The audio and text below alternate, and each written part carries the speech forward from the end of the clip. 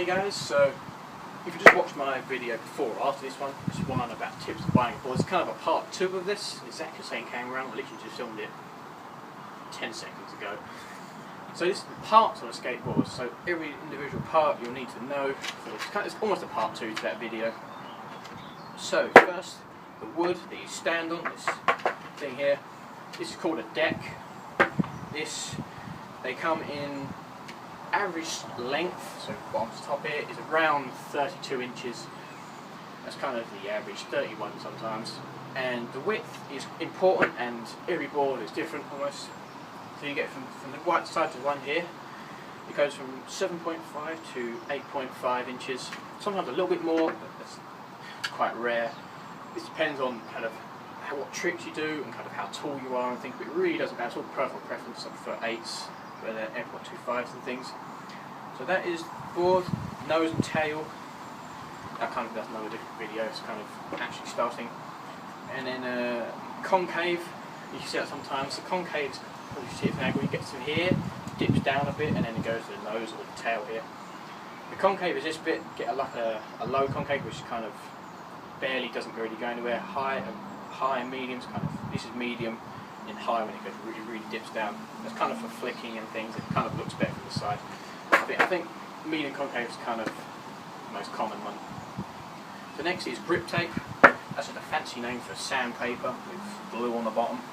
This stuff on top, really rough. Some more rougher than others. So what it really does, when you buy them, they're all kind of big rectangular sheets. They fit every. Sorry about the wind. It covers all the board. In any size boards, it always overhangs by quite a lot. So if you're buying one, do not worry about the size of the grip tape. I did when I first got one. The next is the trucks. The trucks are these metal things here. These are axles, basically, for people who don't know. These are things that hold your wheels onto your board. It's wind, go away. So bottom bit here, this is called a base plate. This black thing that holds the two. All blank, but always, but there is sticks that holds your board. Then you get your hanger, which is this big metal bit here. There's a bolt in between here, so you can see that. It's a kingpin. The rubber bits on each side here are bushings. You get the bolt on top, and you get your bits on the axles on the end here that hold your wheels on, and you get your bolts on the end as well. So that's your truck.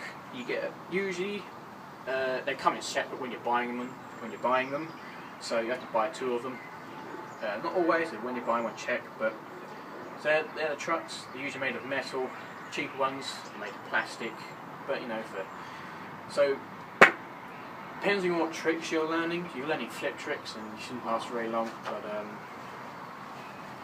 yeah, that's kind of that for trucks really. They come with, you get what's the word?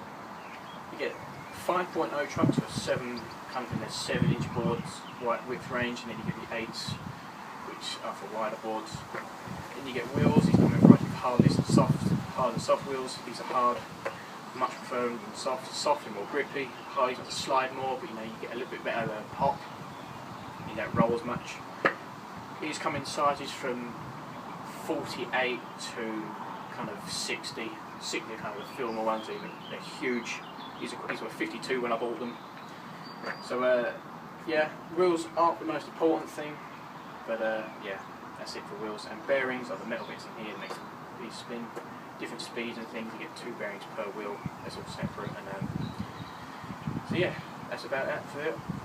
Just also set up when it's all separately by each bit separate individual, and then complete when it's all made. So that's it for this video. Thanks for watching. See my part 1 to this video, kind of the tip of buying one, and mine's kind of favourite, and I'll see you.